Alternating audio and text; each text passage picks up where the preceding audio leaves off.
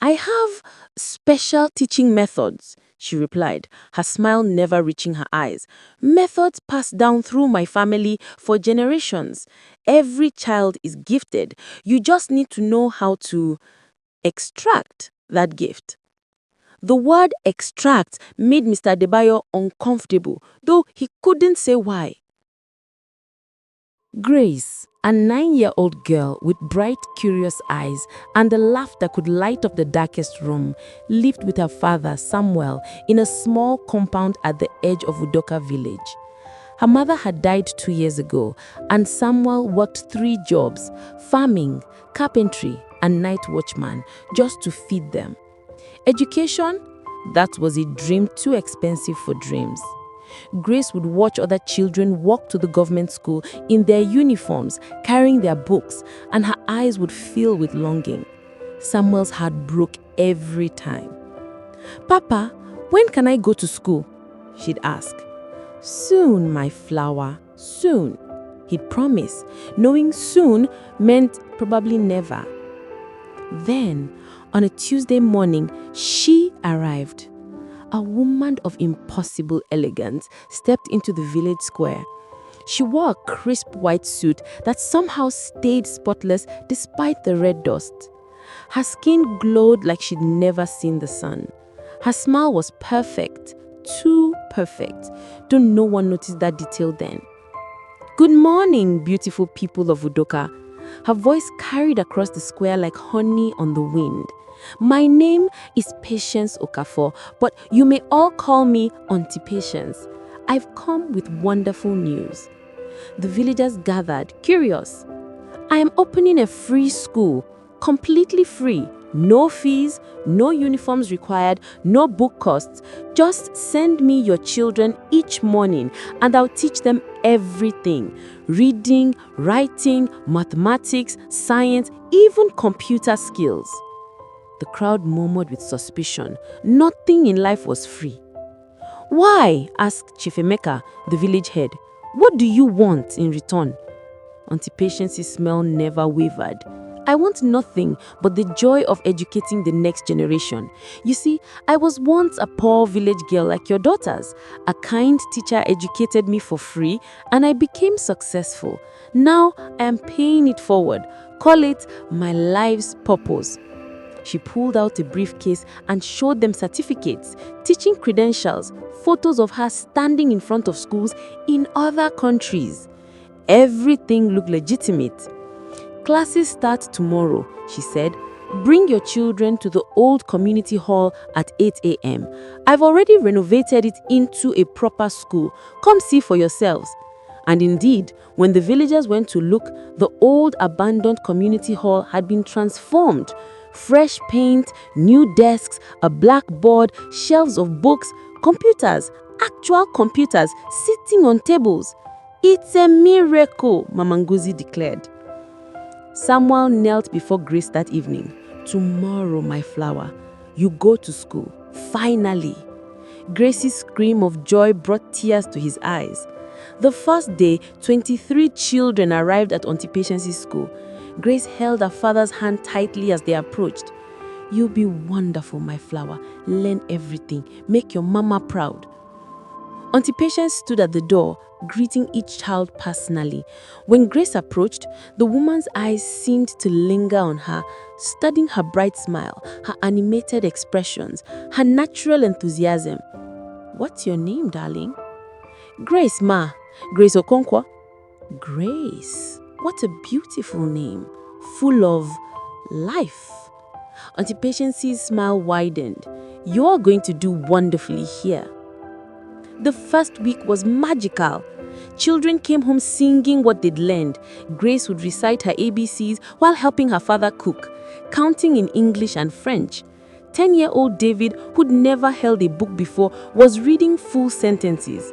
7-year-old Joy was doing mathematics that even her parents couldn't understand. "How is school?" Samuel would ask every evening. "Amazing, Papa. Aunty Patience is so nice. She teaches us everything. And at break time, she gives us biscuits and juice for free. Oh, real chocolate biscuits, Papa." The second week brought even more miracles. Little Timothy, who'd been shy and stammering his whole life, gave a presentation about the solar system. Confident, articulate, brilliant. Mama Ngozi cried with joy watching her son speak. Grace came home with a drawing so beautiful, it looked professional. She'd never drawn anything more than stick figures before. Aunty Patience says, "I have a gift." Grace beamed. She says, "I'm creative and special." The third week, the government school teacher, Mr. Adebayo, visited Aunty Patience's school out of curiosity and jealousy. What he saw stunned him. Children working on computers, reading at levels years above their age, solving complex problems, speaking in multiple languages. How? He asked Aunty Patience. How are they learning so fast? "I have special teaching methods," she replied, her smile never reaching her eyes. "Methods passed down through my family for generations. Every child is gifted. You just need to know how to extract that gift." The word extract made Mr. Adebayo uncomfortable, though he couldn't say why. By the fourth week, the entire village was celebrating. Tifemeka held the ceremony honoring Aunty Patience. "You have done what our government couldn't. You've brought learning to our children. Udoka Village is blessed." Aunty Patience accepted the praise with her perfect smile. "The children are the blessing. They give me so much." That night, Samuel noticed something odd. Grace, who normally talked his ear off about her day, was quieter. "Are you okay, my flower?" "Yes, Papa. Just tired. Aunty Patience says learning uses a lot of energy." He dismissed it. Of course she was tired. She was learning so much. But the next morning, he noticed her smile wasn't quite as bright. Week 5 brought the first real concerns. Mama Ngozi mentioned it at the market. "Has anyone else noticed the children are different?" "Different how?" asked Mama Ada. "Quieter. Timothy used to run everywhere, shouting, playing. Now he just sits, quietly, reading, always reading. He doesn't play anymore." "That is good," another mother insisted. "It means he's becoming serious, focused on his studies." But more mothers began to nod with concern. "Joy doesn't laugh anymore," one said. "David stopped singing," another said. "My daughter doesn't hug me like she used to. She feels cold." Samuel had noticed it too. Grace, his vibrant flower, was wilting. She still did her schoolwork, brilliantly in fact. Her reading was perfect, her mathematics flawless, her drawings exquisite. But she didn't laugh anymore. She didn't ask him silly questions. She didn't dance when she was happy. She just existed. One evening, he held her face in his hands. "Grace, my flower, are you happy?" She looked at him with eyes that seemed distant. "Yes, Papa. School is good. Aunty Patience teaches us important things. But are you happy?" A long pause. I don't remember what happy feels like." Those words froze Samuel's blood. The next morning, he pretended to take her to school as usual, but instead of going to work, he hid in the bushes near the old community hall, watching.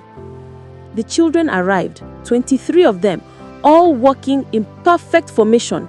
No running, no playing, no children's chaos. Just walking, silently. Aunty Patience greeted them at the door. "Good morning, my little scholars. Come in, it's harvest day." "Harvest day?" Samuel's instincts screamed danger. He waited until all the children entered, then crept to a window. What he saw made his heart stop. The classroom was gone. In its place was something that looked like a farm. But instead of crops, there were children sitting in rows of strange chairs with wires attached to their heads. The wires led to glass jars on shelves. Each jar glowed with different colors: bright yellows, deep blues, vibrant reds. Aunty Patience moved between the children, checking the jars like a farmer checking fruit. "Excellent, Timothy. Your curiosity is especially potent today. Such a rich blue." She twisted something on his chair. Timothy's face went slack, and the blue light in his jar grew brighter. And Grace, oh my dear Grace, your joy and creativity are the finest I have harvested in decades. Look at that golden glow. She turned the dial on Grace's chair. Grace's eyes rolled back, and the jar beside her head filled with golden light, so bright it was almost blinding. Samuel watched in horror as the light drained from her daughter into the jar, and as it drained, her face became paler, her expression emptier. Aunty Patience collected the full jars lovingly, placing them on shelves with hundreds, no, thousands of others.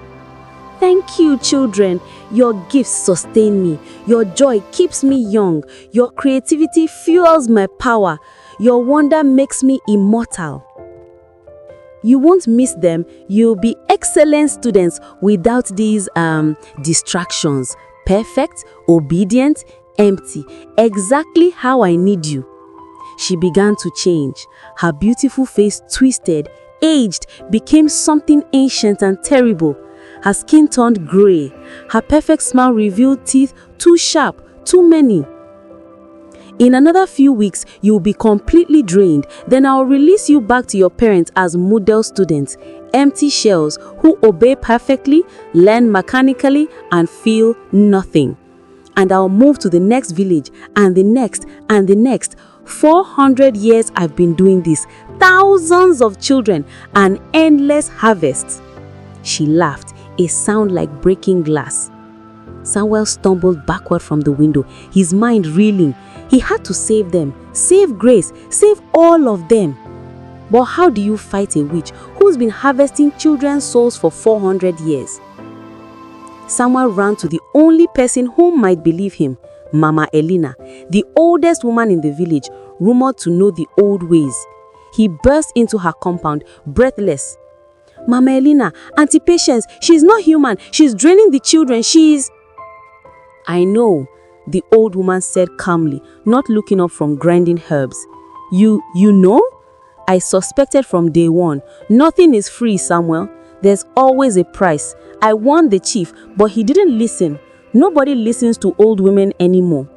Then help me, please. Grace is in there. They are all in there. Mama Elena finally looked up, her eyes sharp. Patience Okafor, I know that name. My grandmother told me stories. A witch who's been moving from village to village for centuries, always offering free education, always draining children of their essence.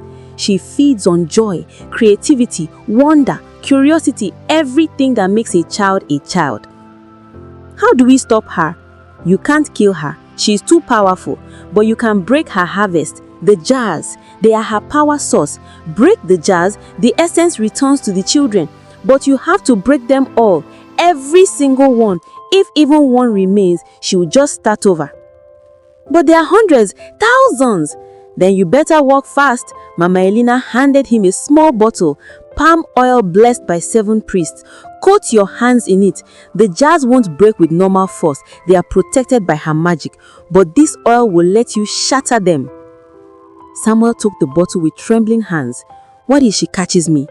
Then pray, Samuel, because Patience Okafor doesn't just kill trespassers. She adds them to her collection, and adult souls last her much, much longer than children.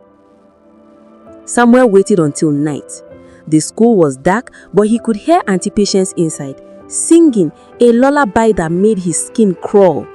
He coated his hands in the blessed palm oil and crept through a back window. The children were still in their chairs, unconscious. The jars on the shelves glowed like a horrific rainbow, hundreds of them, maybe thousands. Aunty Patience stood at the front, drinking from one jar, pure golden light pouring down her throat. Grace's jar. No, Samuel whispered. Her head snapped toward him. In the darkness, her eyes glowed red. Well, a father's love. How well? Predictable. She set down the jar and began walking toward him, her form shifting, human, then monstrous, then human again. Do you know how long I've been doing this, Samuel? 437 years. Do you know how many fathers have tried to stop me? 42. Do you want to know what happened to them? She gestured to a corner of the room Samuel hadn't seen. glass jars, larger ones, adult-sized, with shapes inside that might have once been human, suspended in liquid, their faces frozen in eternal screams. They became decorations. Samuel's fear was overwhelming, but then he looked at Grace, his bright, beautiful, vibrant flower, now pale and empty in that horrible chair. And fear became rage. He ran, not towards Aunty Patience, but towards the shelves. His oil-covered hands grabbed jar after jar, smashing them on the ground. "No!" Aunty Patience shrieked. Light exploded from the broken jars, golden, blue, red, green, spiraling through the air like birds being freed from cages. The light shot toward the children, diving into their chests, restoring what had been stolen. Grace gasped, her eyes flying open. "Stop!" Aunty Patience was on him now, her true form revealed, ancient, grey, with too many limbs and a mouth full of needle teeth. But he kept smashing jars, one after another, after another. With each broken jar, Aunty Patience shrieked. She was aging rapidly. The stolen essence that kept her immortal was being returned to its rightful owners. 400 years, she wailed. 400 years of work. Grace pulled the wires from her head and stumbled toward her father. "Papa? Grace, help me! Break the jars!" The other children were waking up now, pulling free. Little Timothy, David, Joy, all of them grabbing jars and smashing them.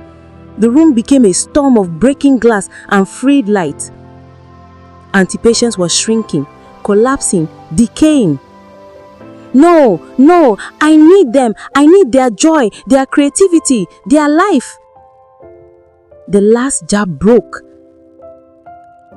Aunty Patience let out one final shriek, and then she was dust, just dust and ancient bones in a white suit that was now grey with age. The children stood in the wreckage, breathing hard. Then slowly, they began to smile, to laugh. Timothy whooped with joy. David started singing. Joy hugged her brother. And Grace, my beautiful flower, her bright eyes returned, her laugh bubbling up like water from a well. "Papa, you saved us!" Samuel collapsed, tears streaming down his face as his daughter threw her arms around him. The village burned the old community hall to the ground. The bones were buried deep with prayers and protections from Mama Elena. The children recovered fully, their joy, creativity, curiosity and wonder all restored. But none of them could remember clearly what happened in Aunty Patience's school. Just vague nightmares of glass jars and cold chairs. The government school absorbed all the students, with Mr. Abebayo promising to teach them with patience, the real kind, and love. Samuel never left Grace's side for weeks, and every evening he would make her laugh just to hear the sound, the most beautiful music in the world. Chief Emeka called a village meeting. Let this be a lesson. If something seems too good to be true, it probably is. Free rarely means free. There's always a price. Always. Mama Elena added, and listen to your elders. We've been around long enough to smell a witch disguised as a blessing. Thanks for watching. If you have thoughts, drop them in the comments. Don't forget to subscribe and hit that bell icon for more. Bye.